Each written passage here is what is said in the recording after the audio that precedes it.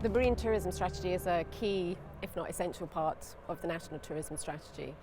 The national tourism strategy, which was launched in 2012, has an ambition to grow tourism by £1 billion between 2012 and 2020. It's a big ambition, and in order to do that we need everybody in the tourism industry, whether they're involved directly or indirectly, to pull together, and the marine tourism sector is a really, really important part of that. Sail Scotland's role in delivering the marine tourism strategy is fairly wide-ranging. We work with a lot of partners, but first and foremost we're a collective marketing organisation for private sector businesses. So from large marinas through to single-person charter operators, for any business with a small marketing budget, by paying into Sail Scotland we can bring that money together and pool all those shared resources. We can bring in match funding from our public sector partners, and using that we can create a significant marketing budget to try and target consumers both from the UK, which is still a key market for us, and from our near neighbours. Prior to the national strategy being launched, the collaborative working had always been there. Sail Scotland itself has been operating for 20 years. But I think over that time it's become fragmented at various times. So what it's done is it's given us renewed energy to work with partners. It's, for example, over the past few months, it's allowed us to create a year-long campaign working with our members, working with other organisations, all putting money in to deliver a marketing campaign spanning 12 months. That project alone has delivered over £1 million of economic benefit to the Scottish economy. That's an example of a project that might not have come about before the strategy, because it's very much been built around the key pillars.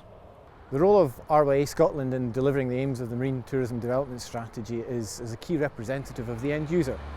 Most of our members are recreational boaters. We also represent an element of the professional sector, if you like, and those who are involved in training. So we bring that element to the discussion.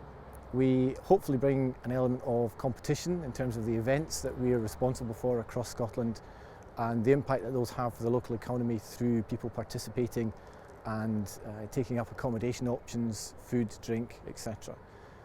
Before the group came together for the marine strategy development and ultimately its launch, I think there was quite a bit of disparity across the industry and in the sector.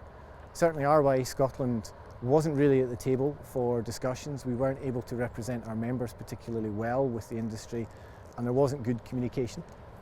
I think since the group has come together, we've found great benefit from being able to converse with colleagues from many other organisations, both within the marine industry and across the tourism sector, which is an area that RYA Scotland hasn't traditionally seen itself as having a place. I think the learning for RYA Scotland has been that we are very much part of the tourism sector. More than just marine, the fact that people use a boat to do their tourism is one small part, but they do go ashore, they do engage in the local economy, they do engage in the local attractions that are on the go. So it's been quite an experience for RYA Scotland. We've been right at the fore of the development of the strategy and pulling together the action plan, and we've got some key actions in there that we're going to be working hard to drive forward with our colleagues around the table. British Marine Scotland is involved in the tourism strategy really to bring on board the trade and to get them involved in developing up business in Scotland. A lot of them have yards and waterfront, and there are opportunities for them to develop. So we as a membership organisation are just trying to bring the trade together and to work with the local authorities and government to try and grow tourism considerably in Scotland. The marine industry in Scotland has not been recognised as a big industry or a valuable industry. We've been competing with golf, whisky and all the various other industries, but not been recognised as a source of valuable income. It was decided amongst a few of us in the trade and the organisations that we should try and raise the profiles. So the strategy, big words though they are, is really just a way of getting us recognised and a chance to really build the business. Scottish Canals has an important part to play in the delivery of the strategy.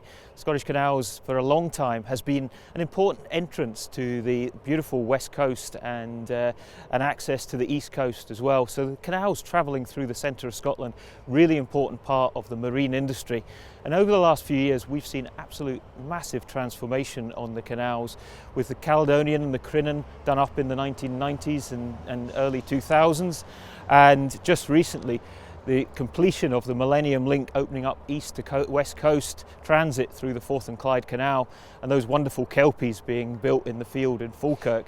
So Scotland's canals is an important part of the infrastructure. We believe that we have an important part to help to develop and support the marketing that's needed, the infrastructure development that's needed, and the creation of jobs across the sector. We've seen how it works just in the canals. We know it can work on the west coast and the east coast of Scotland, and we look forward to being part of the partnership that drives forward and delivers it.